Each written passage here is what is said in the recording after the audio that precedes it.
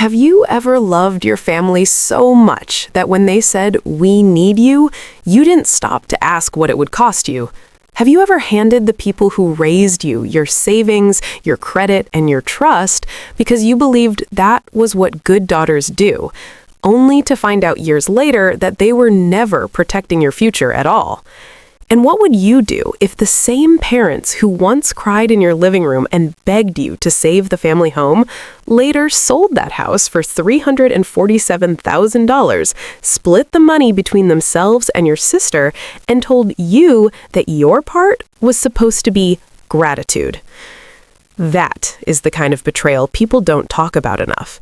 Not because it's rare, because it's too ugly to say out loud. Family theft doesn't always look like stealing cash from your purse or forging your name on one reckless card application. Sometimes it looks like love. Sometimes it sounds like duty. Sometimes it comes wrapped in the language of sacrifice, loyalty, and we're all in this together. And by the time you realize what really happened, the money's gone, the year's gone, and the people who did it are looking at you like you are selfish for asking where your savings went. Have you ever sat across from your own parents and felt that kind of confusion? The kind that makes your body go cold because the people in front of you are acting like your pain is an inconvenience to them? Because that was the moment my whole understanding of family cracked open. Not when I gave them the money, not even when I found out they sold the house.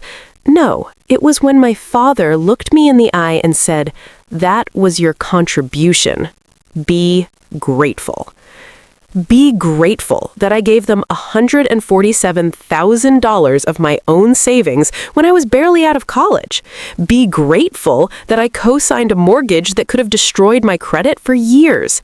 Be grateful that I trusted them when they said the house would be mine one day. Be grateful that they took what I built, used it to save themselves, grew the value for 10 years, sold it for a huge profit, and then cut me out like I had never been part of the story at all. Have you ever had someone rewrite your sacrifice as if it was your privilege to be used? That kind of pain is hard to explain unless you've lived it. Because strangers can rob you, sure. Strangers can scam you, lie to you, and even disappear with your money. But when it's your parents, the people whose approval shaped your whole understanding of love and responsibility, that betrayal lands in a different part of the body. It doesn't just hurt your bank account, it humiliates your childhood. It makes you question every family story you were raised on about loyalty, duty, and what it means to be the good kid. And if you're the responsible child, the dependable one, the daughter who always showed up, always achieved, gave more than she asked for, then you already know how dangerous that role can become. Families love to praise the good kid right up until the day she asks to be treated fairly. Then, suddenly, she's difficult, ungrateful, greedy, dramatic. That's exactly what happened to me. For 10 years, they were happy to call me mature enough to save the house, but the second I asked about my share, I wasn't family anymore. I was a problem. Here's what still gets me. I didn't hesitate when they came to me. I was 22 years old. 22! I'd worked 2 jobs, skipped vacations, said no to shopping, no to fun, no to every little luxury other people my age were enjoying because I had a plan. I was building something, security, freedom, proof that I could make it on my own. And when my parents sat me down with tears in their eyes and told me they were going to lose the house without me, I gave it all up in one decision. Why? Because they were my parents, because they said it was for the family, because they promised the house would be mine one day. Because when the people who raise you ask for help, you don't instinctively think, "Let me call a lawyer first." You think, "How fast can I save them?" That's what they were counting on. They weren't counting on greed. They were counting on love. They were counting on my training, my guilt, my loyalty, my need to be the daughter who never let the family fall apart. And if you've ever been that person in your family, then you already know how easy it is to get turned into a safety net nobody intends to repay. They call you dependable because it sounds nicer than exploitable.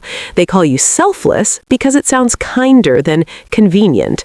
They call it family because if they called it theft, you might stop participating. I found out the truth by accident. That's another part that should tell you everything. They didn't come to me. They didn't sit me down and say, "We sold the house and we need to talk." No, I heard it through a cousin. Just a casual conversation. One of those moments that starts normal and ends with your whole life tilting sideways. "Oh, your parents finally sold the place. Nice price, too." I remember freezing in the middle of the day, my brain trying to catch up to the sentence. Sold what place? What price? Why was my cousin saying this like I knew? Why was everyone talking like I had been part of a decision nobody had even mentioned to me? That was the beginning of the end.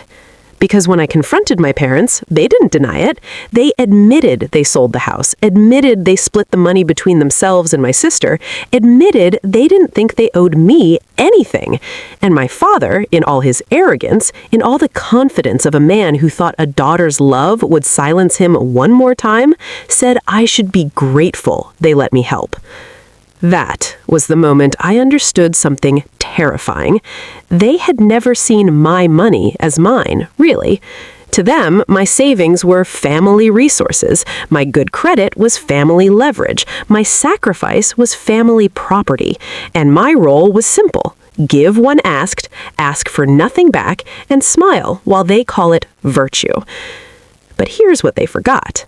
The responsible daughter grows up.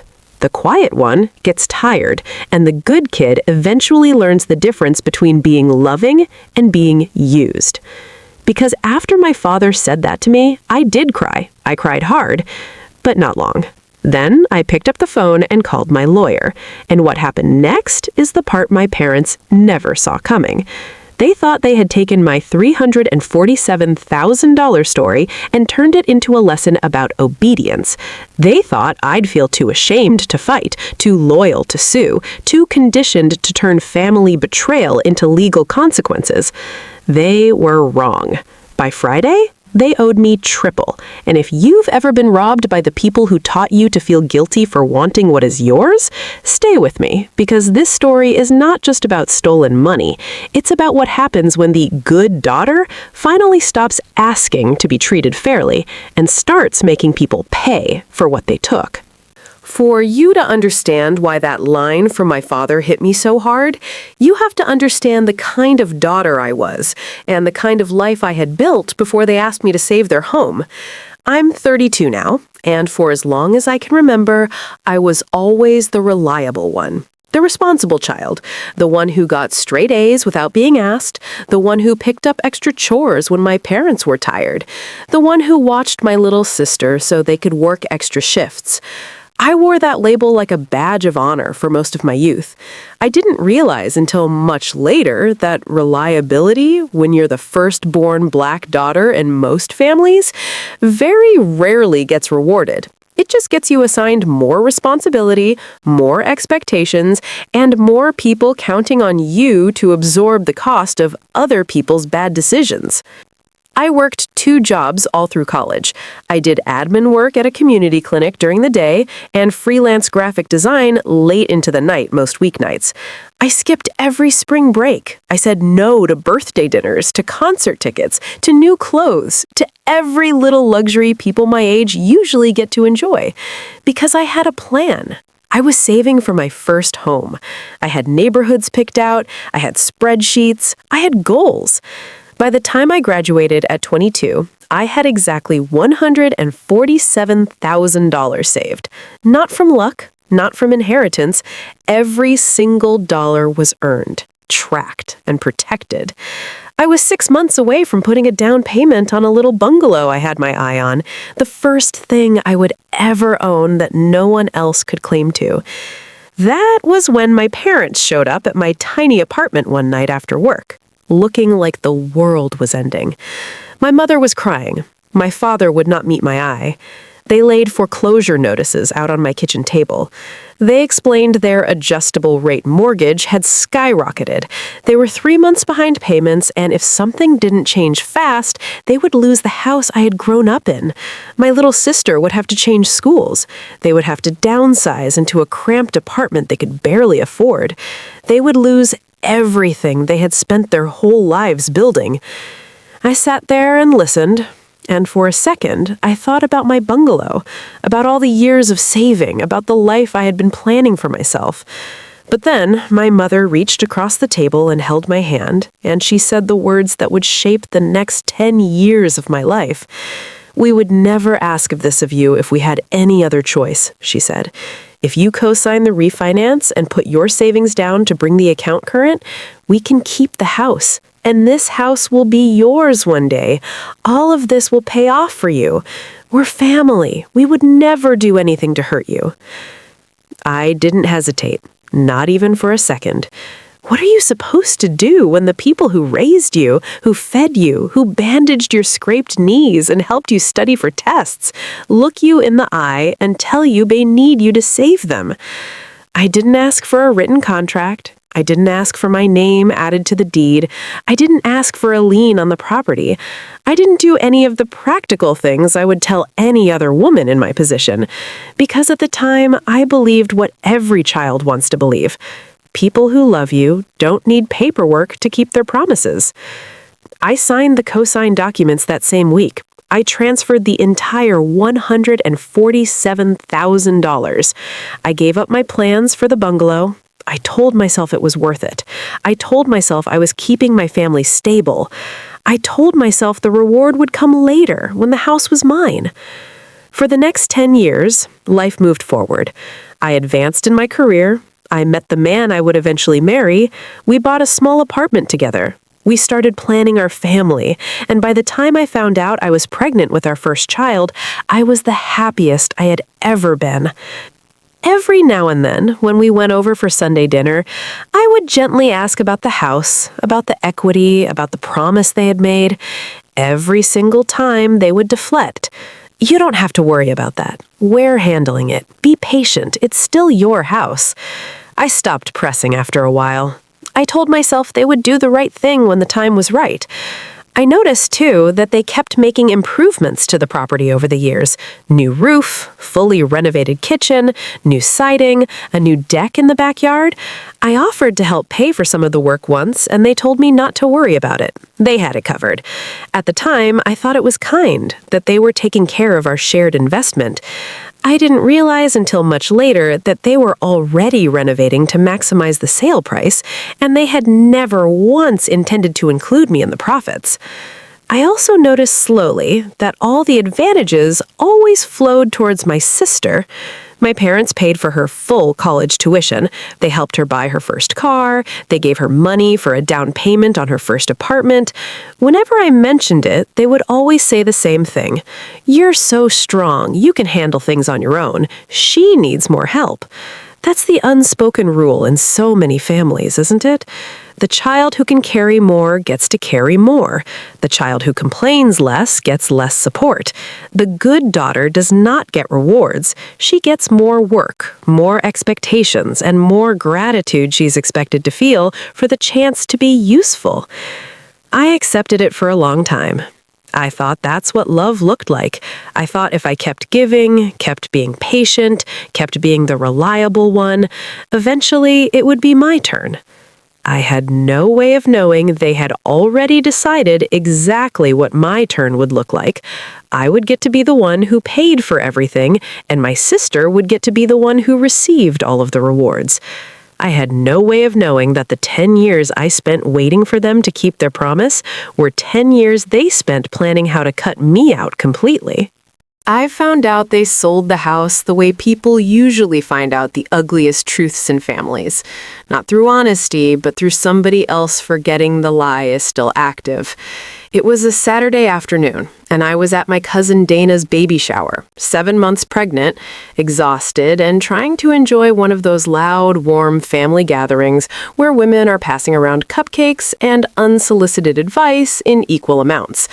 Someone asked me if we were finally going to move into the old house now that my parents had sold it.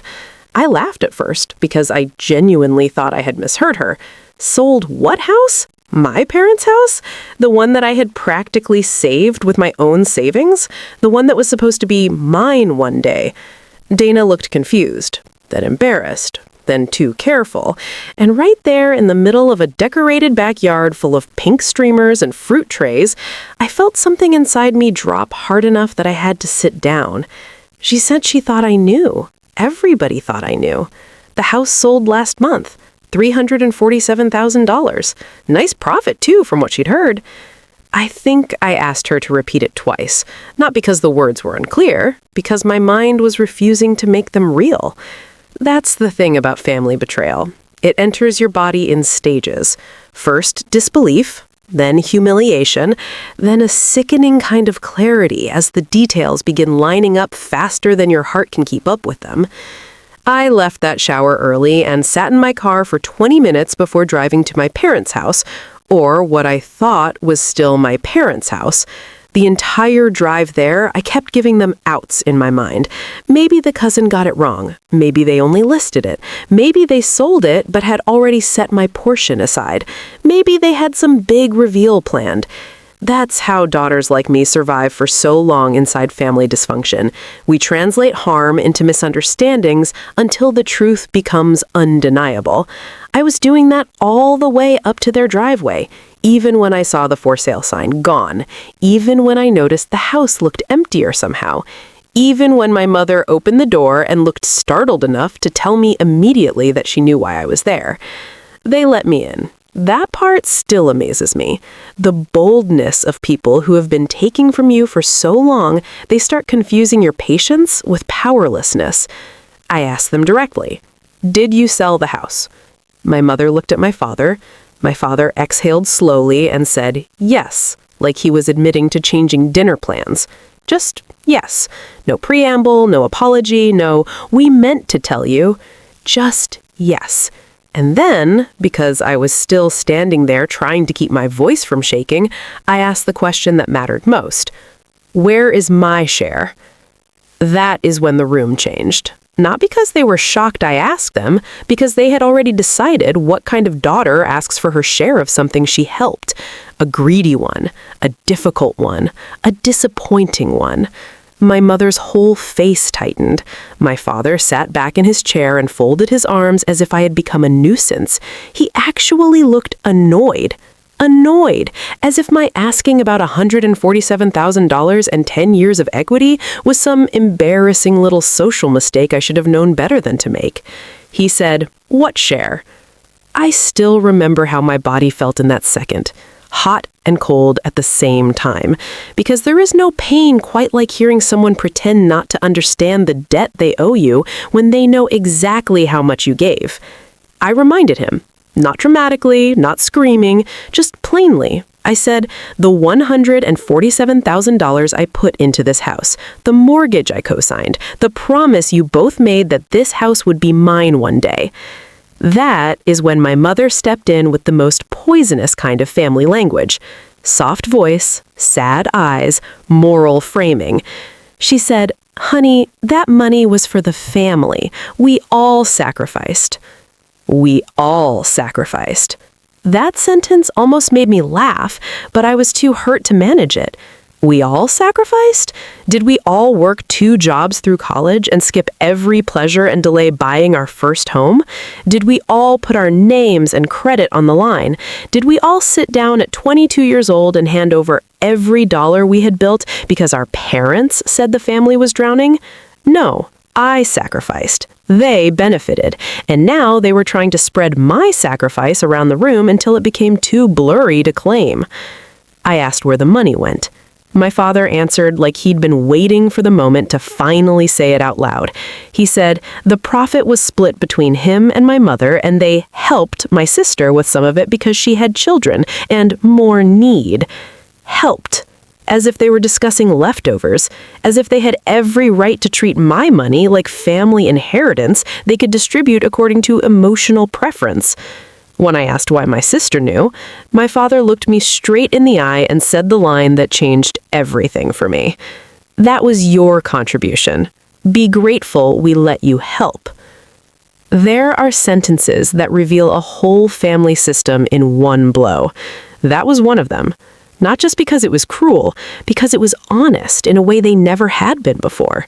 That line told me everything. I had never been a future owner to them, never an equal stakeholder, never a daughter whose sacrifice created a moral debt. I was a resource, a good child, a stable one, a savings account with feelings, someone they could pressure with family language, use in a crisis, and then shame the minute she remembered what she was owed. I cried then. I won't pretend I stayed perfectly composed in that room. I was pregnant, exhausted, blindsided, and standing inside 10 years of disrespect I had not known how to name until that second. But even while I was crying, they were already retreating into blame. My mother said I was being emotional. My father said I was trying to make family business sound transactional. Transactional, as if they had not literally taken my cash, my credit, and my future security and converted all of it into property value they later sold for profit. As if money stops being money when parents take it from a daughter and rename it sacrifice. I asked whether my sister knew. That question mattered to me more than it should have in the moment, because some small, desperate part of me still needed to believe this had not been a family-wide betrayal. My mother said, "Of course your sister knew we sold the house." My father added that they had taken care of her because she had always needed more support. Needed. That word again. Families can hide so much theft inside need. I left before I said something I couldn't take back. Not because they deserved my restraint, because I could feel the baby moving under my ribs and suddenly understood that no amount of arguing in that living room was going to make them see me as a person if they had already spent 10 years seeing me as a contribution. On the drive home, I called my sister. She answered too cheerfully at first, then too cautiously when she heard my voice. I asked her one question. "Did you know?" Her silence told me the answer before her words did. She said she knew they sold it. She said she didn't know all of the details. She said they told her the house was theirs and the money was theirs to divide however they wanted. She said because I had a good job and a husband and a baby on the way, maybe I didn't need it the same way she did. That part nearly made me vomit right there in the car. Need. Again, as if my labor for 10 years had become less meaningful because I was stable, as if the daughter who survives well somehow forfeits the right to fairness. I hung up on her. Not because I hated her, because I could not listen to one more person explain my own erasure back to me as practical compassion for somebody else. That night, I sat on my kitchen floor and stared at my phone while my husband tried to get me to eat. I couldn't. I kept replaying the same pieces in my mind. 22 years old, my kitchen table, my mother crying, my father saying, "This house will be yours one day." 10 years of waiting, 10 years of being careful not to ask too often because I didn't want to seem ungrateful. And now this. Now I was the greedy one because I remembered what they said. That is the conflict at the heart of family theft. The money matters, yes, but what hurts even more is the gaslighting, the way they force you to carry not only the loss, but the accusation that asking about the loss proves you're the selfish one. They steal, then they shame. They use, then they moralize. They stand on your sacrifice and call you disloyal for finally looking down and noticing you're the ground beneath them. That was the moment I understood this was never going to be solved by one more conversation, one more emotional appeal, one more attempt to remind them who I had been to them all those years. They knew. They had always known. The issue was not memory, it was entitlement.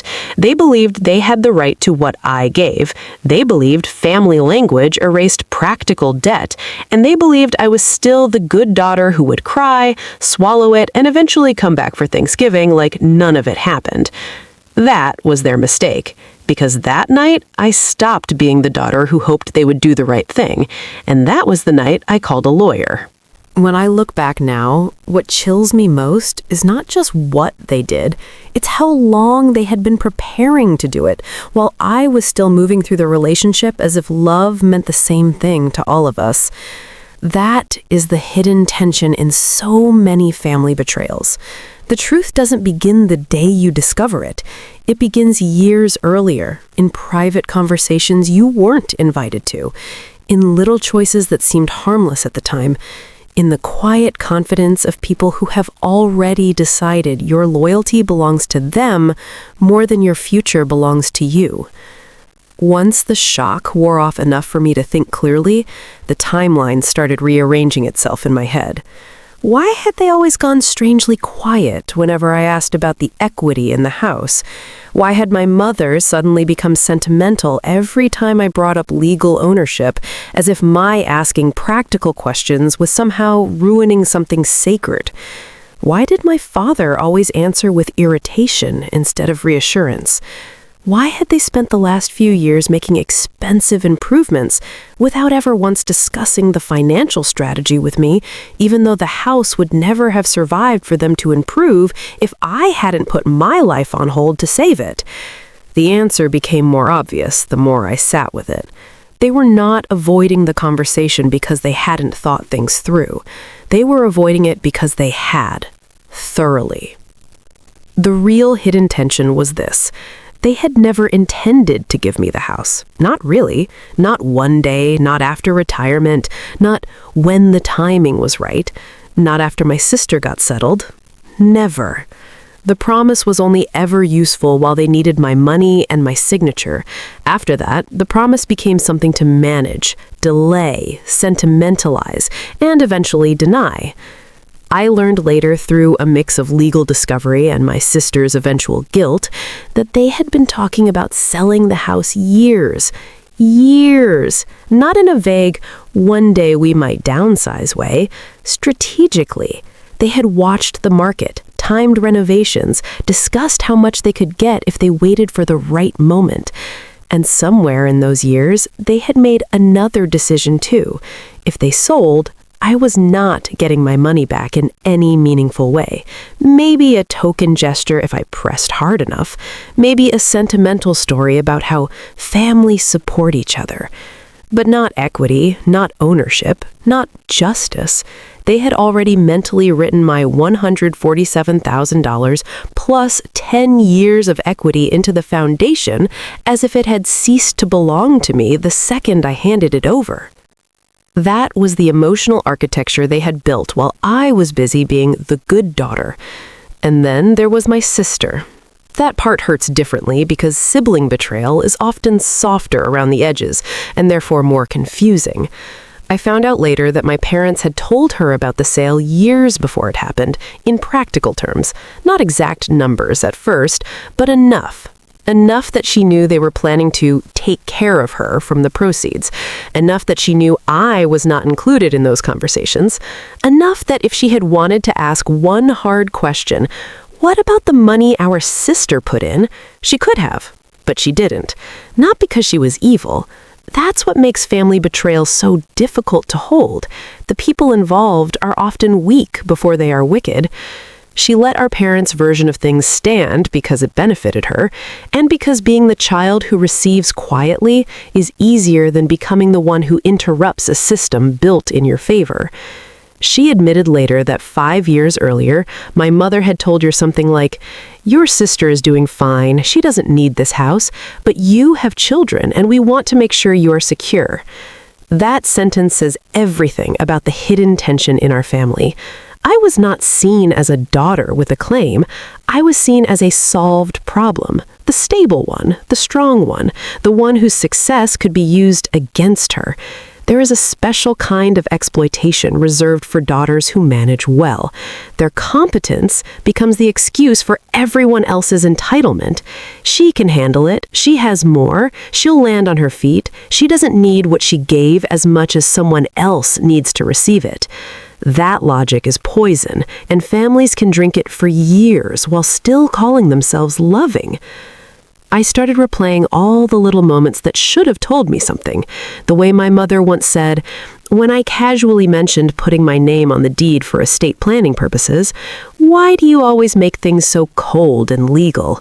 The way my father bristled every time I used phrases like "my down payment," "my investment," and corrected with "what you did for us," Not what we agreed, not what you are owed, what you did for us. Even then, the language was trying to erase the structure, replace debt with sentiment, replace promise with family mythology. If they could keep everything emotional, then practical fairness would always sound ugly by comparison. That was part of the hidden tension, too. They weren't just planning to keep the profit, they were grooming the moral ground so that if I ever objected, I would sound greedy for remembering facts in a family that preferred feelings whenever facts became inconvenient. And all the while, they kept using my goodness as insulation. I was invited to Sunday dinners, included in holidays, praised publicly as their hard-working daughter. My mother bragged to church friends about how successful I was. My father loved telling people I was the smart one who always handled business. That's how family exploitation survives so long. It doesn't always isolate you or abuse you, obviously. Sometimes it keeps you loving you enough to make you question your own anger later. It gives you enough affection to feel guilty for noticing the theft, enough praise to confuse being admired with being respected. But admiration without fairness is just another form of use. I think the hidden tension also lived in my own fear, if I'm being honest. Not fear of them, exactly. Fear of what asking the wrong question might reveal. Deep down, part of me knew something was off long before the sale. Not because I had evidence, because their answers never sat right in my body. But I kept pushing that feeling down because I did not want to become the kind of daughter who sounded transactional about family. I did not want to confirm the stereotype they were always so ready to place on women like me. Too intense, too ambitious, too focused on money, too quick to make things legal. So I managed my own instincts. I softened my own questions. I gave them room they had not earned because I wanted to remain lovable inside the family system, and because daughters are often taught from childhood that asking for clarity is a form of aggression if the people you are asking are your parents. That is why what happened later with the lawyer felt so psychologically violent and liberating at the same time, because once someone outside the family looked at the paperwork and the messages and said, "This is financial exploitation," the emotional fog started burning off. Exploitation. Not misunderstanding, not a painful disagreement about inheritance, not different expectations. Exploitation. That word gave structure to what my body had known before my mind could tolerate it. And the hidden tension wasn't just emotional, it was legal too. The co-signing documents, the transfer records, the texts where my mother said, "One day this house will be yours." The email where my father wrote, "You are helping us keep your future intact." The fact that my down payment had not been framed as a gift in any formal sense, but as rescue attached to repeated assurances of later benefit. They had spent years telling themselves family language would protect them from consequences. What they didn't understand is that family language can become evidence too, if enough of it exists in enough places and the right lawyer starts pulling threads. That is what made the hidden tension so dangerous for them and so invisible to me. They thought because I was family, I would never turn family behavior into a legal matter.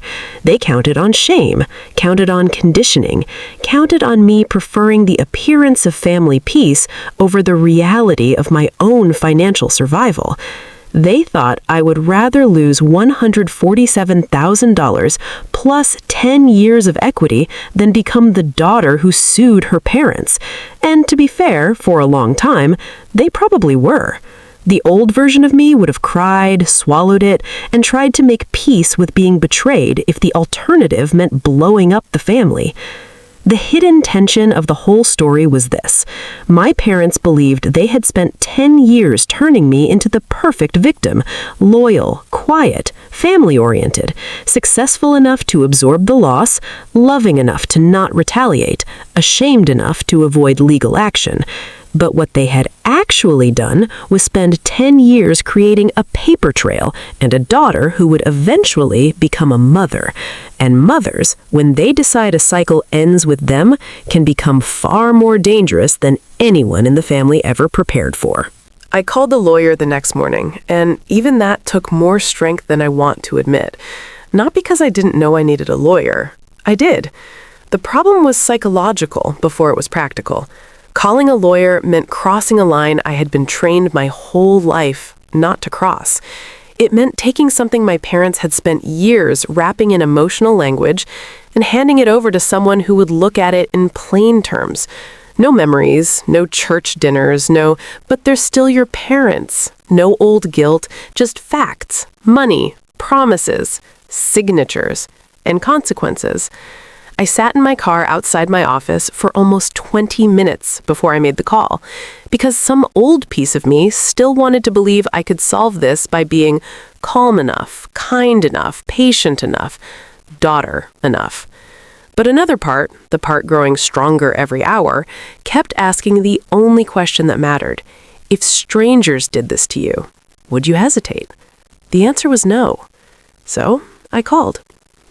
Her name was Denise, and from the first 5 minutes of that consultation, I knew I had made the right choice. Not because she was especially warm. In fact, warmth was not what I needed. I needed clarity. She had that in abundance. Mid-40s, sharp suit, sharper eyes, and the kind of voice that made every sentence sound already halfway through a cross-examination. I gave her the short version first.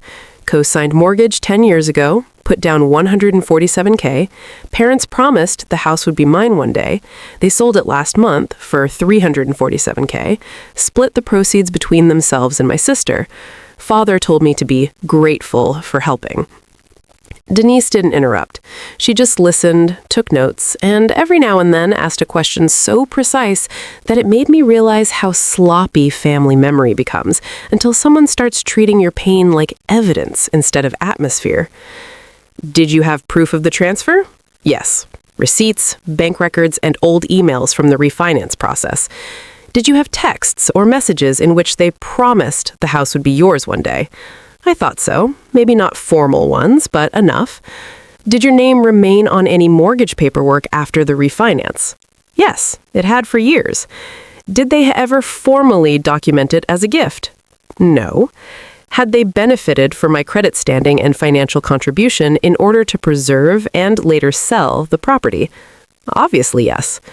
By the time she finished asking questions, the whole story sounded less like a family tragedy and more like what it actually was, a financial scheme dressed in filial entitlement. Then she said the sentence that changed my posture in that chair. They didn't just hurt your feelings. They exposed themselves legally. I think I actually stopped breathing for a second, because up until then, even with all my anger, some part of me still thought of what happened as a moral injury, a betrayal, a theft in the emotional sense. But hearing her say it that way, exposed themselves legally, shifted something fundamental in me. My parents had spent 10 years making me feel like asking for fairness was ugly. Denise reframed the entire thing in one sentence. The ugliness was not my asking. The ugliness was their taking. She started laying it out. Verbal contract, detrimental reliance, unjust enrichment, potential breach of fiduciary duty if they solicited my funds under false promises and used my credit as leverage without later honoring the basis of that arrangement. She explained that courts don't always love family messes because everybody lies and everybody cries and everyone suddenly develops selective memory. But she also said something very important. Family financial fraud cases become much stronger when the victim is the only one who has behaved consistently over time. My records mattered. Their words mattered. The timeline mattered. The improvements to the property after my contribution mattered. The fact that they sold in secret mattered. The fact that they distributed proceeds while intentionally excluding the person who made the rescue possible mattered. You are not a disappointed daughter in the eyes of the law, she said. You are potentially a financially exploited co-obligor who was induced into a financial arrangement that preserved a property and then unjustly enriched themselves by cutting you out. It was ugly in legal language, too. Maybe uglier. Denise asked me to send everything, not just the big records, all of it. Old phones, backed up email accounts, cloud folders, old bank records, screenshots I didn't even remember taking. And the more I searched, the more enraged I became because the evidence was everywhere once I started looking through the right lens. There was a text from my mother the week I transferred the money. "This means everything. One day this home will be your blessing too." There was an email from my father after the refinance closed. "You protected all of us and secured your own future in the process." Secured my own future. I stared at that line for a full minute because there it was, in writing, all these years later, the exact concept they were now pretending had only ever lived in my imagination. Denise called me Wednesday afternoon and said, "If they make us file, this gets expensive for them very fast." There was almost satisfaction in her voice, not petty satisfaction, professional certainty, the kind that comes when the facts align. She explained that once litigation formally opened, discovery would force document production, communications, transaction records, and potentially testimony that my parents were not emotionally or financially prepared to survive. "They think this is a family fight," she said. "It's not. It's a paper trail with blood relation attached." That line gave me chills because it captured the whole nightmare perfectly. At 5 p.m. on Wednesday, she filed. That filing changed everything. Demand letters can be dismissed as bluffs by people used to pushing family members around emotionally. Formal court action is different. It creates deadlines, exposure, public record. The first thing that happened was not repentance, it was panic. Not from my parents directly, from their lawyer. That is how you know the escalation has landed properly. When the professionals finally get involved, they see things family narcissists spend years pretending are normal. By Thursday night, their attorney was asking for a conversation. By Friday morning, he was calling repeatedly, polite, urgent, suddenly very interested in resolution. It almost made me laugh. For 10 years, my parents had no urgency about what they owed me. By Friday, urgency was all they could talk about. Denise did not let them breathe. She was ruthless in the most beautiful way. She told them if they wanted to avoid court, discovery, legal fees, reputational damage, and the possibility of punitive exposure, then they would settle immediately. Not for the original $147K, not for some sentimental let's split the difference. No, for triple, $441,000. Why triple? Because by then, this was not just reimbursement, it was leverage. It was the cost of 10 years of bad faith, hidden proceeds sales, legal exposure, and the simple fact that if they forced us into court, they could lose much more.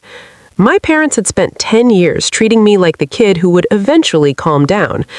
Denise turned me into the plaintiff they could not afford to underestimate.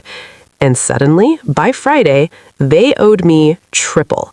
That was the escalation completed. Not just because the amount was larger, but because for the first time in the entire story, the financial pressure was no longer on me. It was on them. The family that spent 10 years counting on my silence was now scrambling to survive the cost of hearing me speak through a lawyer. For Friday morning, everything that felt impossible for 10 years became urgent all at once. That is one of the ugliest parts of watching entitled people face consequences. The same people who could not find one honest conversation in a decade suddenly discover efficiency, humility, and panic the minute delay starts costing them money. Their lawyer called Denise before 9, then again at 10, then a third time before noon, and by then, even I, sitting in her office, trying to keep my hands from shaking, could hear the shift in the air. It was no longer arrogance, it was damage control. My parents apparently spent Thursday night discovering exactly the thing I had been forced to learn years earlier. Numbers are real, whether or not you wrap them in family language. They could call my contribution help all they wanted at Sunday dinners, but in a courtroom, it was $147,000. They could call my co-signing what daughters do, but in litigation, it was documented credit exposure tied to reliance and induced financial preservation of an appreciating asset. They could call their choice to exclude me their right as homeowners, but once the timing, promises, texts, refinance records, and sale proceeds lined up on paper, what it looked like was greed with a blood relation attached. And greedy parents look especially bad under fluorescent legal light. Their lawyer wanted to talk numbers. Denise wanted them to feel pressure first, so she made him wait. Not forever, just long enough to remind everybody who was no longer controlling the pace. She let him leave one more voicemail, one more carefully composed email about potential pathways towards resolution, and then she finally called him back while I sat there, 7 months pregnant and more emotionally exhausted than I had ever been in my life, listening to the woman I hired do exactly what my parents never expected anyone to do for me. Take me seriously. She did not waste a second on softness. She told him the case was stronger than her clients understood. She told him discovery would be brutal.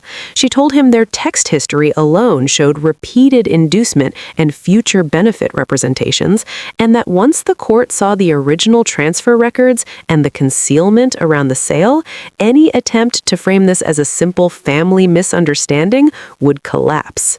She told my parents had not just wronged me morally, they had exposed themselves to a very expensive legal problem. And then she said the number again. Flat. Calm, like she was reading out the weather. $441,000. Paid in full. By Friday, or we proceed. It's one thing to dream about justice when you're hurt. It's another to hear your own pain translated into leverage so cleanly that the people who caused it suddenly start sounding afraid. That was the moment my breathing changed, because for the first time since I found out they sold the house, I no longer felt like a daughter begging to be acknowledged. I felt like a woman with a case, a woman with records, a woman who had finally stepped out of the moral trap her family built and into a structure where facts mattered more than hierarchy. Her lawyer pushed back, of course. He said triple was excessive. He said the amount bore little relation to the original contribution. He said his clients were elderly, emotionally distressed, and trying to avoid unnecessary family destruction. Elderly, emotionally distressed, family destruction. I nearly laughed right there in Denise's office. The language of vulnerability becomes so available once accountability enters the room. Where had that tenderness been when they sold the house in secret? Where had concern for emotional distress been when my father told me to be grateful for being used? Denise didn't let any of it land. She said, then they should have thought about family destruction before converting their daughter's life savings into private gain. I wrote that sentence down later because I never wanted to forget how it felt to hear somebody say it out loud. My father called me directly around lunchtime, and this time he wasn't amused. He wasn't paternal. He wasn't wounded. He was furious in that brittle, panicked way men become when they realize authority has slipped and they have no idea how to get it back. He said I was humiliating the family. He said I was ruining my mother's health. He said I was making a mistake I would regret for the rest of my life. There it was again, regret. As if my greatest danger was not being exploited by the people who raised me, but making them face the public cost of it. I listened until he ran out of steam, and then I said something I had never said to him in my life. No, my mistake was believing family meant I didn't need legal protection from you. Then I hung up. That sentence changed something in me even more than in him, because sometimes the climax of a story is not just the external reversal, it's the internal one. the moment you hear your own voice speak a truth you've spent years swallowing, the moment you stop negotiating with the people who only love you while you're quiet, the moment the good daughter dies and a woman with self-respect starts speaking in her place. By mid-afternoon, the settlement talks turned frantic. Their lawyer was no longer acting like we were being unreasonable. He was asking logistics, timing, wire instructions, release language, scope of confidentiality. Those are the questions of people who know they're losing. Denise stayed hard. She refused installments, refused vague commitments, refused structured goodwill. She said full transfer by Friday or we continue. Not next week, not after the weekend, not after everyone has a chance to calm down and move money around. Friday. The funny thing about people who spend years counting on your silence is how quickly they become efficient once they understand silence is over. By around 4:30, my sister called me sobbing, real sobbing, not the kind of guilty kind from before.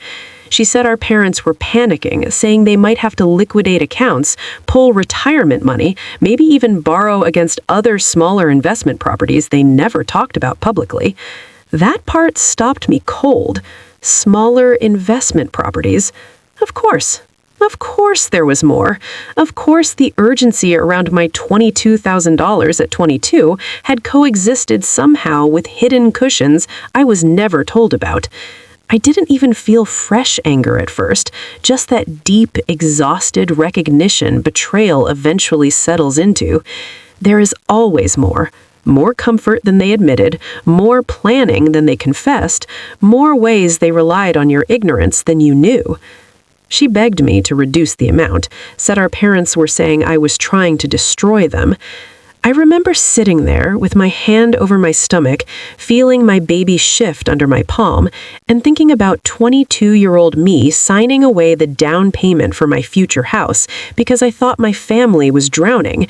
I thought about 10 years of silence, about my father's face when he told me to be grateful for being used.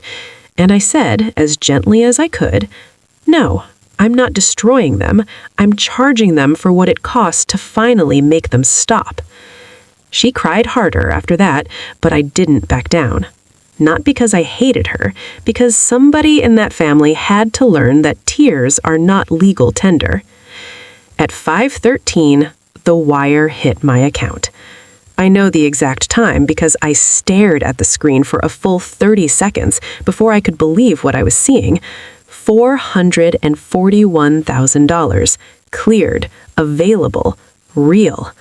My husband was standing in the kitchen when the notification came through, and I just sat there at the table with my phone in my hand, not speaking.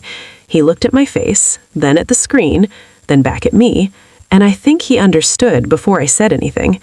He crossed the room and put both hands on my shoulders, and that was when the tears came. Not the wounded tears from my parents' living room, not the panicked tears from the day I found out. They were something different. Relief, vindication, grief with a backbone. The kind of crying when your body finally understands that your suffering was not invisible after all, that someone looked at what happened to you and called it what it was, that the people who thought they could take from you with no consequences had for once been made to feel the cost. I cried hard, ugly, deep, pregnant, puffy-faced, mascara-less, exhausted crying, and in the middle of that, I laughed too because the whole thing felt so impossible and exact all at once. They asked for my life savings when I was 22 and told me it was for the family. 10 years later, they sold the house, cut me out, and told me my role was gratitude. By Friday, they paid me triple. Not because justice falls from the sky, because a lawyer looked at my story and refused to let family language keep disguising theft. That was the climax, not just the money arriving, the reversal of power, the moment the child they'd trained to rescue them became the adult they could no longer manipulate, the moment their decades of emotional leverage hit a legal wall, the moment my father's certainty that I would never push back hard enough collapsed under the weight of deadlines, exposure, and wire instructions. The very last call came from my mother just after the transfer cleared. I answered because I wanted to hear accountability in her voice. It wasn't accountability, of course. It was injury. She said, "I hope you're happy." That line, as if this had been pleasure for me, as if vindication tastes sweet when it arrives through your own parents' panic. I said, "No, I'm not happy. I'm paid." And then I ended the call. There are moments when your whole life tilts. And then there are moments when it rights itself just enough for you to stand again. That Friday was not healing. It was not closure. It did not restore innocence or family trust, or the version of me that once believed love and fairness naturally lived in the same house. But it did something just as important. It made the truth expensive for the people who had spent 10 years making my silence profitable. And sometimes, when people steal from the good daughter because they think she will never stop being good enough to forgive them, that is the only climax that matters. They pay. They pay fast. And for the first time in their lives, they learn that loyalty from a woman like me was never something they were entitled to. It was a gift. And once they abused it, the bill came due. After the money hit my account, the room didn't fill with triumph the way people imagine it does in stories like this. There was relief, yes, a rush of vindication so sharp it almost made me dizzy. But there was also grief sitting right beside it, heavy and unspectacular. Because I had won the legal fight, but the emotional cost had not magically disappeared just because the number in my account changed. That is the part nobody really understands until they live it. Justice does not always feel joyful. Sometimes it just feels accurate, necessary, like a bone being set back into place after having been left crooked for too long. Painful, but right. That was my resolution, not revenge, alignment. The money did not make me feel close to my parents again. It did not make me want to call them and reconcile. It did not turn the wound into a lesson everybody could smile about later. What it did was restore one thing very clearly. They were no longer allowed to keep profiting from the daughter they had spent 10 years using. I did not speak to them after that. Not for a long time. Not because I wanted to punish them with silence, but because I needed silence to hear myself again. Family relationships that run on guilt and obligation are loud, even when no one's talking. Their expectations stay in your bloodstream. Their voices live in your reflexes. Their needs keep trying to become your responsibility even after you know better. I needed distance, not just from them, but from the version of me they trained to respond automatically. The version who heard my mother cry and forgot to protect herself. The version who heard my father sound disappointed and immediately wanted to make things right. She had kept me alive in that family for a long time, but she was not the woman who could safely raise my child. I needed something stronger, quieter, less eager to be approved by people who only seemed to love me freely when I was useful. My parents, of course, did not interpret the distance as self-protection. People like them rarely do. In their version of the story, I had taken things too far. I had embarrassed the family. I had involved outsiders in private business. I had chosen money over blood. That's what they told relatives. That's what they told people at church.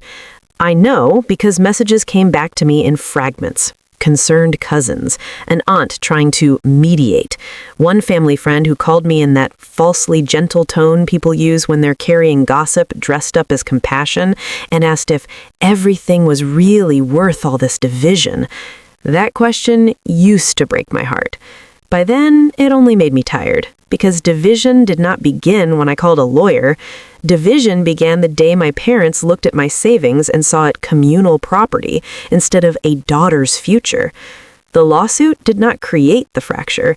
It simply named it loudly enough that everybody else finally had to see the crack. I became selective with my answers. Very selective.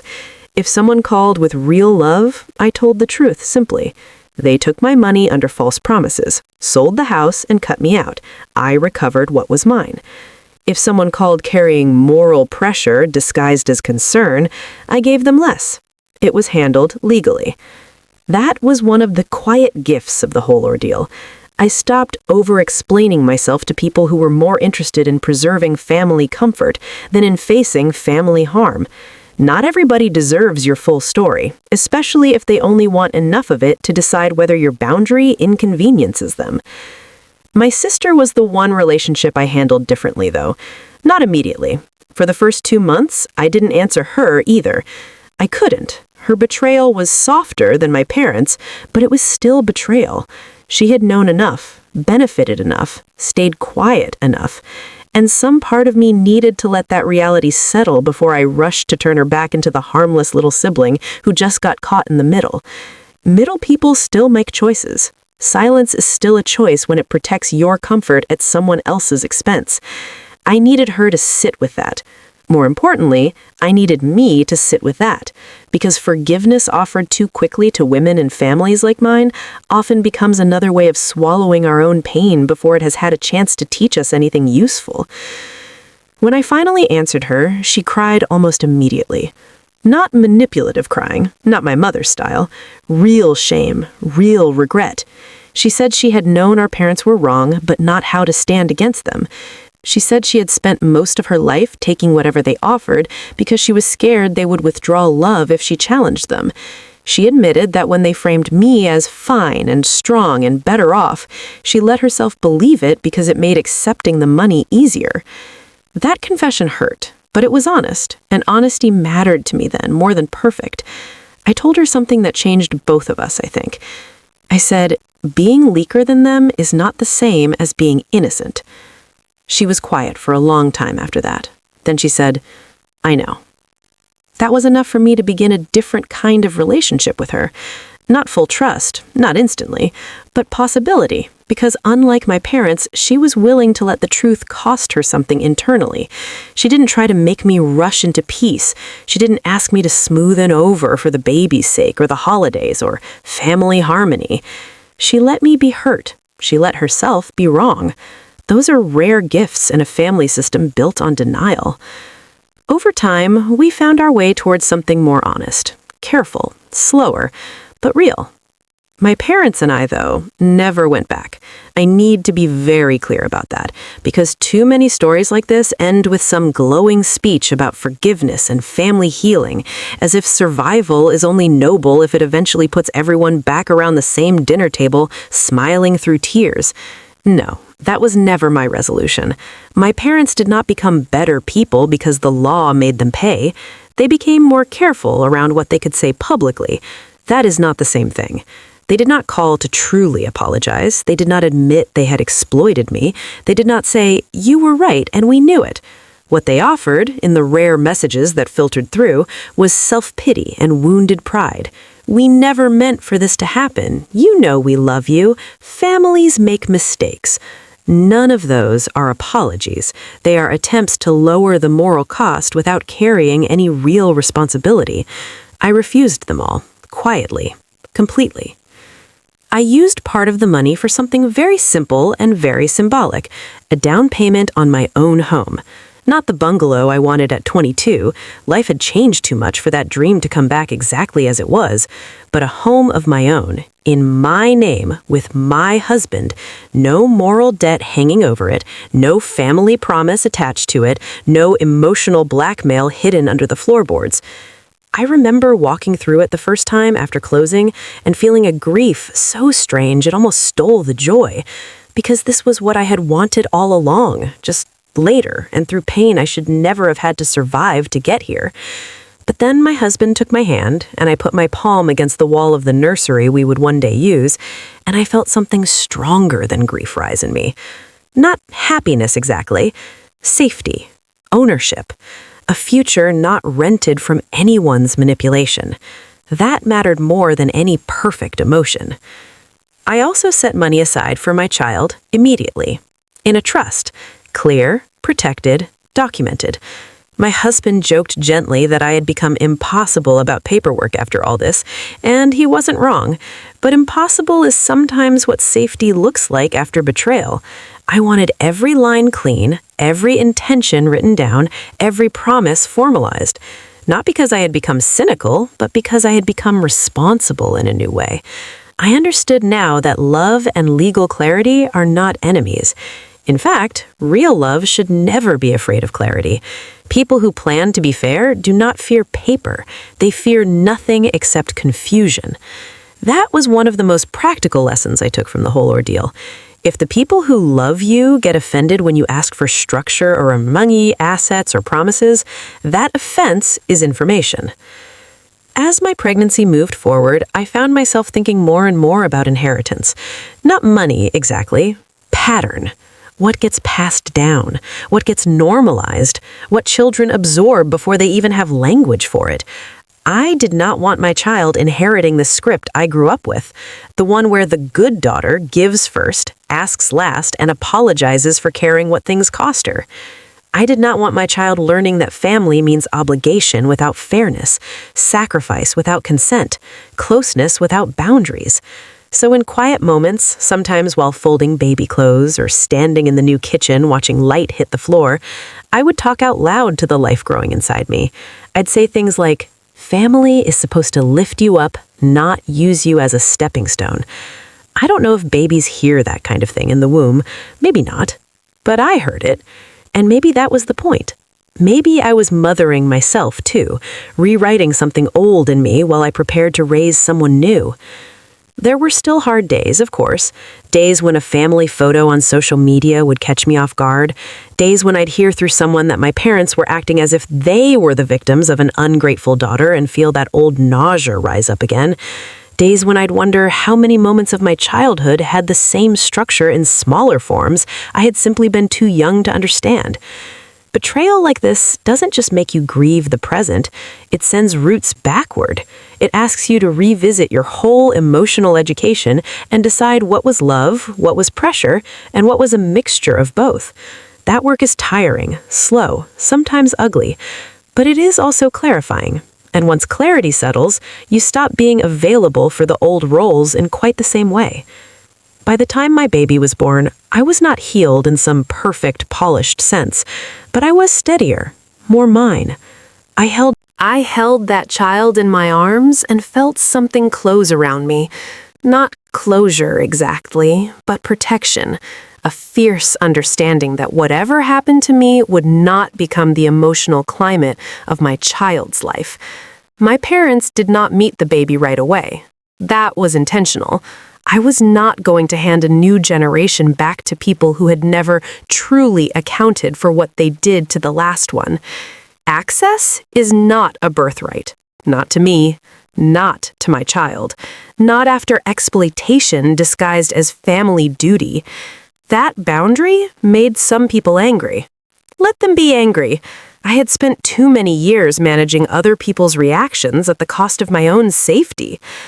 I eventually forgave my parents in the private, spiritual sense people don't always understand, not because they earned reconciliation, because I no longer needed bitterness renting space in my body for free.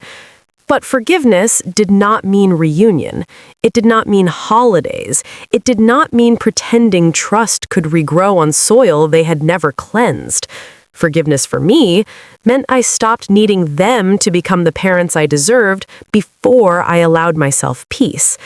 That was liberation, not returning to them, releasing the fantasy that they would one day explain my pain back to me in a way that made it all emotionally reasonable. Some people never do that. Some people would rather lose you than face themselves honestly.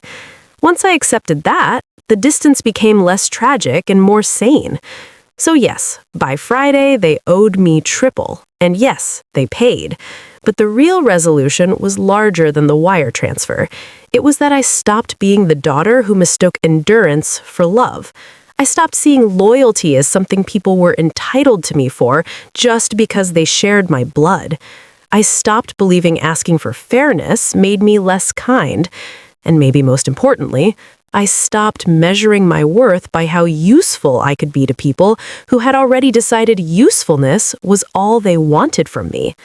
That is the resolution I live in now. A home of my own, a child who will not be taught to confuse guilt with love, a sister relationship rebuilt more honestly than before, parents held at the distance their choices earned, and a woman, me, who finally understands that protecting your peace is not betrayal, even if your family taught you your whole life that it was. Sometimes the only way to love yourself properly is to stop being the good kid in someone else's story and become the adult in your own. If there's one thing this story taught me, it's that the deepest betrayals rarely come from strangers. Strangers don't know your emotional pressure points well enough. They don't know which words will make you open your wallet without protecting yourself. They don't know which version of guilt will silence you fastest. They don't know what role you've been playing in your family since childhood and how to keep you trapped inside it long after you've outgrown it. Family does. That is what makes this kind of theft so devastating. It's not just financial, it's intimate, it's strategic. It's people who know exactly how much love you've been trained to confuse with duty and exactly how far they can push before your own conscience starts doing half the work for them. That is why I don't tell this story as a money story. Even though the money matters, $147,000 matters, $347,000 matters, $441,000 absolutely matters. Women are allowed to care about money, and I think we need to say that more plainly. Money is not shallow. Money is years of your life translated into numbers. It is labor, time, discipline, security, options, freedom, and the ability to leave when somebody stops treating you fairly. So yes, the financial part of this story is huge, and I will never minimize that. But what cut deeper than the money was the role I was assigned in my family's emotional economy. I was not their daughter in the full sense when it came time to divide the reward. I was their daughter in the sacrificial sense when it came time to absorb the cost. That distinction changes a person. When I was younger, I thought being the good one was a blessing, the dependable child, the one adults praised, the one who could be trusted, the one who wouldn't make a scene, the one who could handle more. It took me years to understand how dangerous that role can become if no one in the family has real integrity. Because the good child often becomes the invisible bank, the emotional sponge, the practical backup plan, the one whose strength gets treated like free public infrastructure. They tell you you're mature, but what they mean is they can lean harder on you. They tell you you're independent, but what they mean is they feel less guilty leaving you with less. They tell you you're strong, but what they mean is they expect you to survive unfairness quietly. That was my role. Not because I volunteered for exploitation, but because I had been so thoroughly praised for reliability that reliability became the language people used to excuse taking from me. Loyalty is beautiful. It really is. But loyalty without boundaries is a resource, and the wrong people will mine it until there is nothing left if you don't stop them. I think that is what I would want any woman hearing this to understand most deeply. Your loyalty is not proof that other people deserve access to you. Your love is not evidence that they have earned your sacrifice. Your ability to handle things does not make you morally responsible for every crisis in your family. And just because someone calls it for the family does not mean it is mutual. Sometimes, for the family, is just a sentence people use when they need the strongest person in the room to agree to being the one who pays. I also learned that shame is one of the most powerful tools families use to keep exploitation hidden. Not always deliberately. Sometimes it is inherited, generational, cultural, but powerful all the same. Shame keeps the responsible child from asking practical questions because she doesn't want to sound cold. Shame keeps the good daughter from insisting on paperwork because she doesn't want to seem distrustful. Shame keeps the exploited one from calling a lawyer because what kind of child sues their parents? And that question is so effective because it never asks the more important one back. What kind of parents take their daughter's life savings under false promises, cut her out, and then tell her to be grateful? Why is one act considered sacred and the other unspeakable? Why are children taught to feel guilty for protecting themselves, but parents are often excused for violating the very trust they raised those children to give? The answer, I think, is that family systems often protect hierarchy before they protect fairness. Parents get moral cover, children don't. Elders get the benefit of the doubt younger people are denied.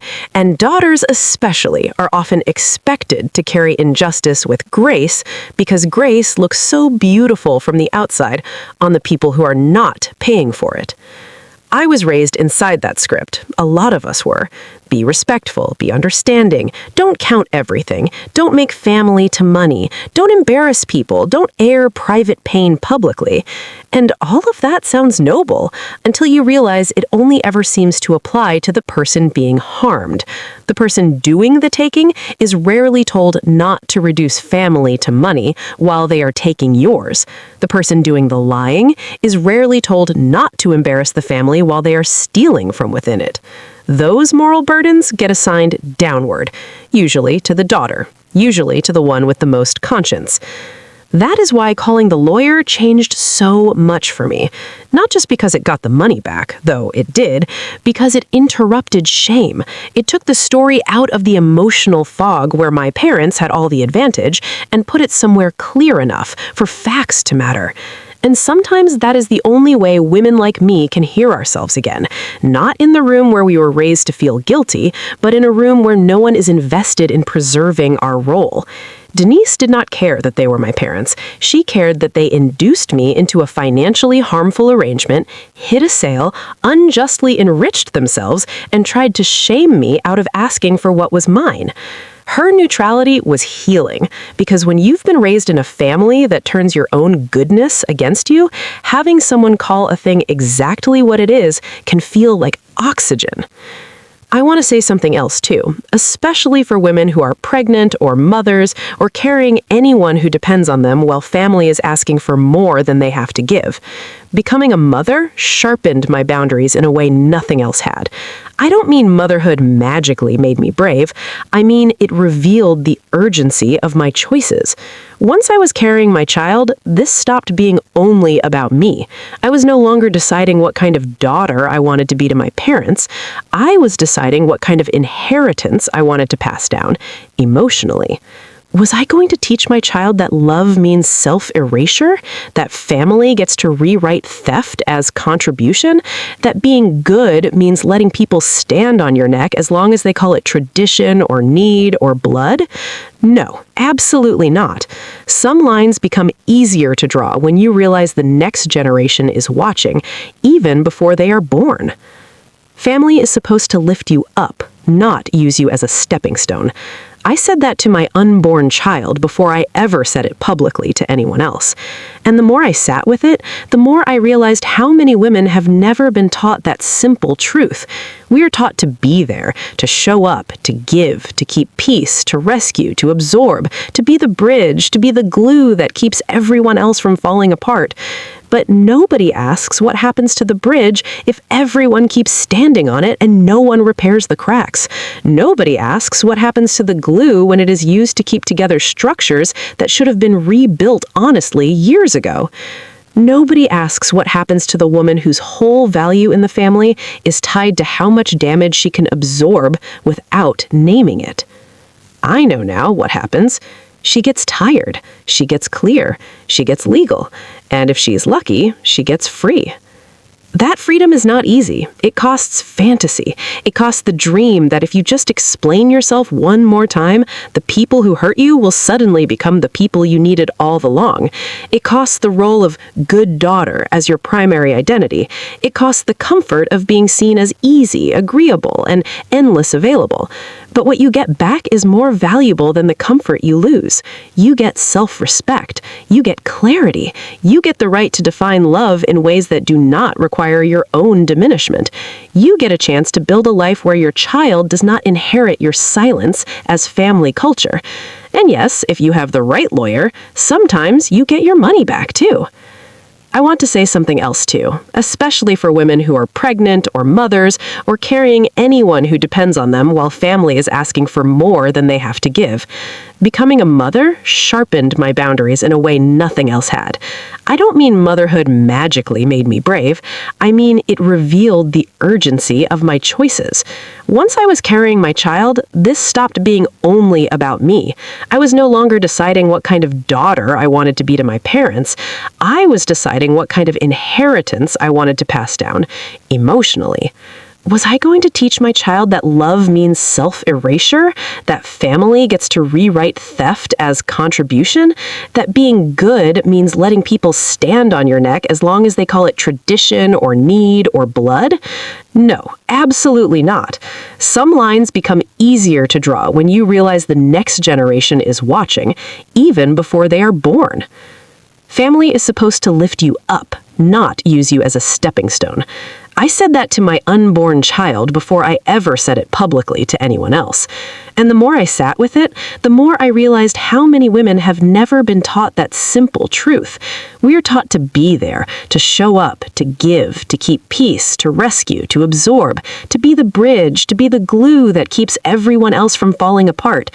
But nobody asks what happens to the bridge if everyone keeps standing on it and no one repairs the cracks. Nobody asks what happens to the glue when it is used to keep together structures that should have been rebuilt honestly years ago. Nobody asks what happens to the woman whose whole value in the family is tied to how much damage she can absorb. I know now what happens. She gets tired. She gets clear. She gets legal. And if she's lucky, she gets free. That freedom is not easy. It costs fantasy. It costs the dream that if you just explain yourself one more time, the people who hurt you will suddenly become the people you needed all along. It costs the role of good daughter as your primary identity. It costs the comfort of being seen as easy, agreeable, and endlessly available. But what you get back is more valuable than the comfort you lose. You get self-respect. You get clarity. You get the right to define love in ways that do not require your own diminishment. You get the chance to build a life where your child doesn't inherit your silence as family culture. And yes, if you have the right lawyer, sometimes you get your money back too. I also want to say this to the strong daughters, the firstborns, the overfunctioners, the women everybody calls when things go wrong. Your competence is not communal property. Your stability is not proof you need less. Your success does not cancel the debts owed to you. And your ability to survive mistreatment does not make mistreatment acceptable. This was maybe the hardest lesson for me because I had built so much of my identity around being the one who could handle it, handle the stress, handle the responsibility, handle the disappointment, handle less support, handle being overlooked because, after all, I was doing fine. But doing fine can become the most expensive sentence in a family if everyone starts using it to justify giving you less while taking more. I will never let those words trap me the same way again. And maybe that's the final emotional truth of the whole story. The money came back. The house money, the triple settlement, the practical restitution, all of that mattered. But the deepest thing I got back was not financial. It was interpretive. I got my own story back. My parents had spent years telling a version where I was the loving helper and they were the rightful owners of what came next. When I called the lawyer, I reclaimed authorship. Suddenly, the story became what it really was. A daughter sacrificed her future to save the family asset, the family sold the asset, cut her out, and got forced to pay when they underestimated her. That's not greed. That's correction. That's not betrayal of family. That's refusing to let family remain the mask over betrayal. And so if anyone hearing this is sitting inside some version of what I lived through, wondering whether asking for your share makes you selfish, whether demanding legal clarity makes you cold, whether going after what's yours makes you a bad daughter, bad sister, bad woman, I need you to hear me. No, it doesn't. It makes you awake. It makes you honest. It makes you someone who finally understands that love without fairness is not love you can safely build a future on. Sometimes the kindest thing you can do for yourself is stop being the child they trained you to be and become the adult they hoped you'd never realize you had to become. And sometimes, when the people who raised you steal from you because they think your love will keep you quiet, the most powerful thing you can do is let the law speak where your family never listened. Because loyalty is a gift, not a debt. And if someone steals from you, even if they share your blood, do not let shame keep them rich on what they took.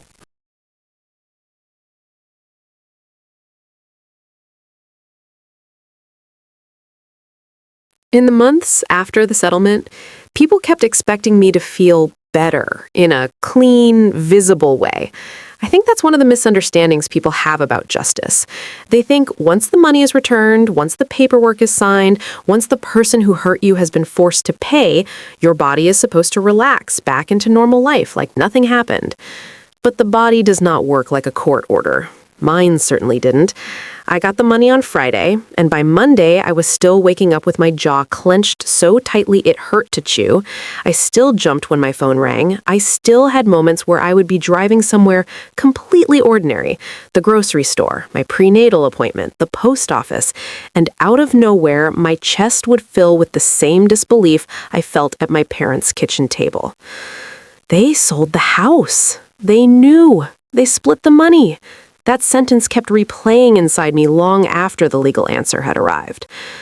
That was the first thing the aftermath taught me. Restoration and regulation are not the same. My account balance could recover faster than my nervous system. The law could call it settled while my body still lived inside the original shock. And because I was pregnant, everything emotional felt amplified, slower to move through, and somehow closer to the surface at the same time. There were days I was full of practical fire, meeting with my financial planner, restructuring savings, moving funds into protected accounts, working with my husband on what we wanted our own future to look like. And then there were days I'd open the refrigerator and start crying because my mother used to buy the same brand of orange juice, and my brain had not learned how to hold memory without confusion. That's the thing about betrayal from parents. It doesn't only contaminate the obvious scenes. It leaks into the ordinary. Groceries, recipes, old holiday songs, the smell of a certain hand lotion. All of it can become emotionally radioactive for a while if the people who first taught you safety were also the people who broke it. The house my husband and I bought with part of the settlement money became the center of a lot of that healing. Not in the glossy way people imagine. It wasn't some instant fairy tale where I walked in, painted a nursery, and suddenly felt whole.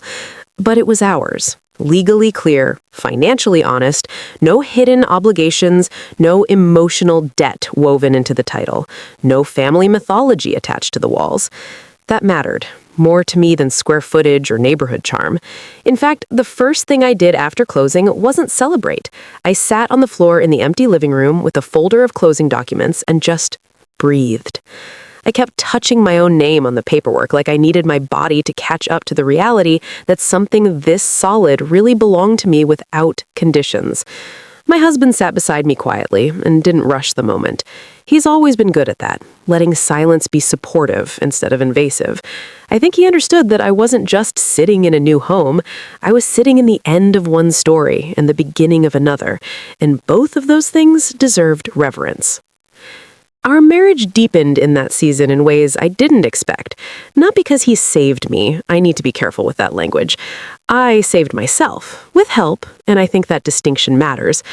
But he witnessed me without trying to make me smaller for his comfort, and that is no small thing after betrayal. He let me be furious without calling me bitter.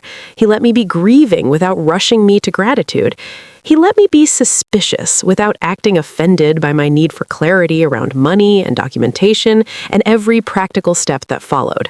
Some men get insecure when a woman comes out of a family betrayal sharpened and watchful. They take the vigilance personally. He didn't. He understood that trust, once fractured in one arena, needs room to rebuild in all the others. I don't think I appreciated enough before all this how healing it is to be with a man who does not punish you for becoming harder to fool. I also became much more intentional about the people I let around me in general. Betrayal recalibrates your social appetite. There were relatives I simply stopped engaging with after I saw how quickly they were willing to pressure me to let it go without ever asking what I had lost. There were family friends who revealed themselves more interested in preserving my parents' image than understanding the truth. And there were some women, quietly and unexpectedly, who came closer after hearing even the broadest version of my story. Women who had had siblings take advantage of them. Women whose parents had used their credit. Women who had been framed as selfish for wanting reimbursement after helping out. That was one of the strangest parts of the aftermath. The more I stopped hiding what happened, the more I realized how common this pattern really is. Families taking from the reliable daughter and calling it love. People using the strong one because they assume she can absorb one more injury. Women being trained to confuse exploitation with loyalty. It was everywhere once I knew how to see it. And with that recognition came anger. But not just at my parents, at the larger script.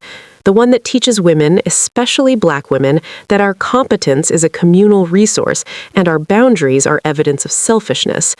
That script is deep. It lives in families, churches, workplaces, communities. Be good, be useful, don't count, don't complain, don't make money awkward, don't bring paperwork into love, don't embarrass your elders, don't sound hard. Be grateful, be understanding, carry more, need less, smile while doing it. That script almost cost me everything. In the aftermath, part of healing was not just forgiving or moving on, it was becoming politically and emotionally alert to how that conditioning had shaped me from the beginning. Once I saw it clearly, I could no longer participate in it unconsciously. There were still contact attempts from my parents, of course there were. They never came in the form I once might have prayed for. No full acknowledgement, no "we knew what we were doing and we were wrong," no real naming of exploitation. What came instead were messages that hovered around the truth without landing in it. "We miss you. This has gone too far. You know we always loved you. You'll understand one day when your child is older how hard family decisions can be." That last one made me laugh out loud when I read it. Not because it was funny, because it was so revealing. They genuinely believed parenthood would make me sympathize with using a child, not recoil from it more deeply. They had mistaken authority for entitlement for so long, they could not imagine another model. Motherhood, for me, did the opposite. The closer I got to meeting my baby, the less I could tolerate what they had done. Every kick from inside me sharpened my certainty.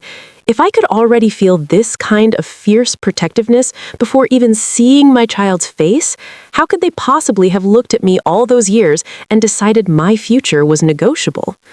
That question never got easier, exactly, but it did get less destabilizing over time. I stopped needing an answer from them because I found one in the pattern itself.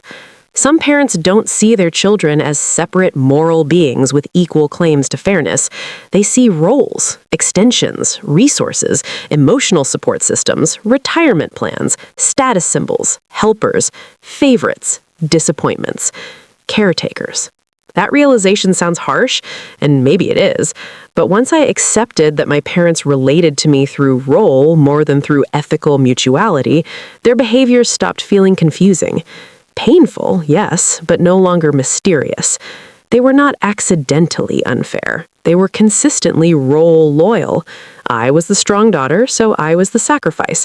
My sister was the fragile one, so she was the beneficiary. Once that clicked, everything from my childhood to the settlement lined up in a way that made grim sense. And that clarity changed my parenting before my child was even born. I began writing little notes in a journal for the baby. Not cute milestone notes, though there were some of those too. More like promises.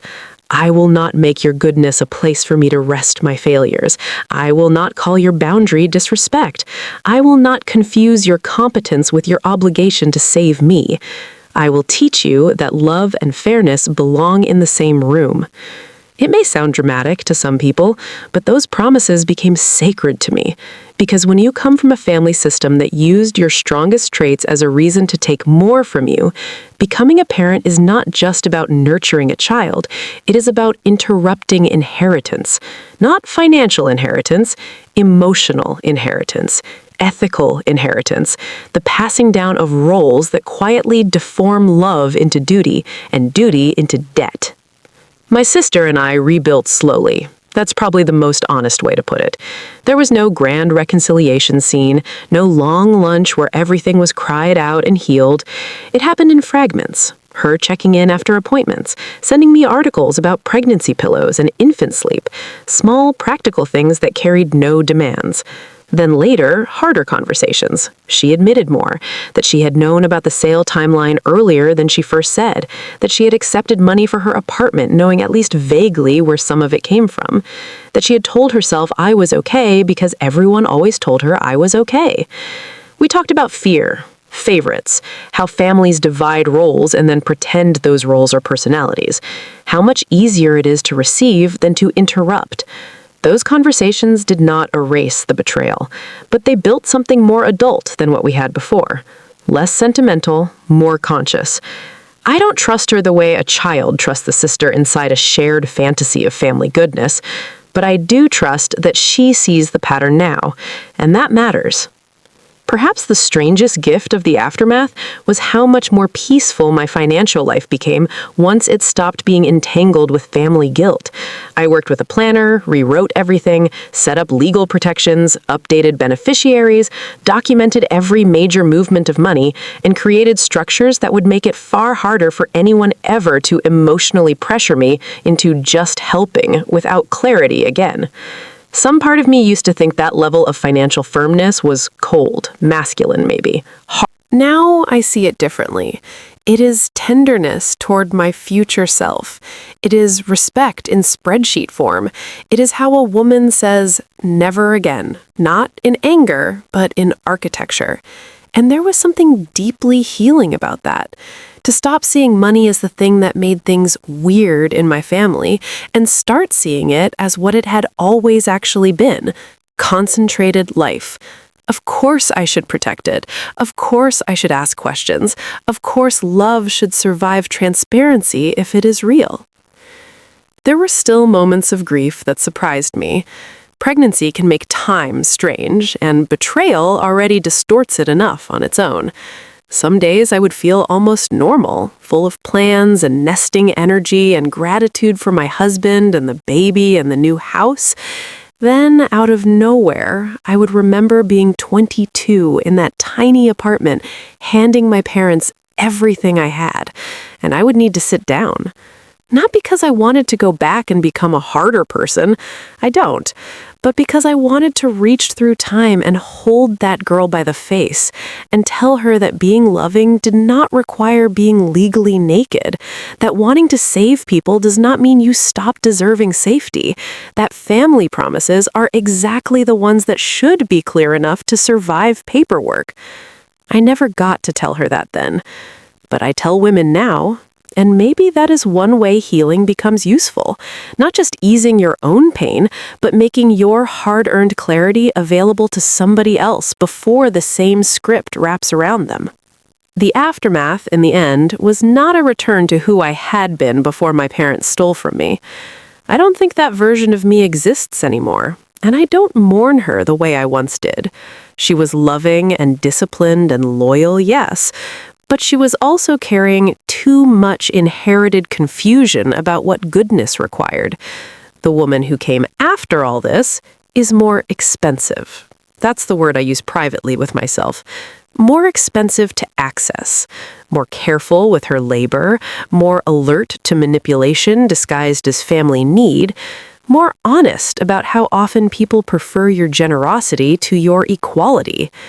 But she is also freer, kinder in cleaner places, less afraid of disappointing the wrong people, more interested in peace than approval, more willing to let those two things separate if they have to. And when my child was finally born and I held that tiny body against my chest, there was one thought that came through all the noise and pain and wonder with shocking clarity. This is where the pattern stops. Not because I'm perfect, not because I won't fail as a mother. I'm sure I will fail in ordinary human ways.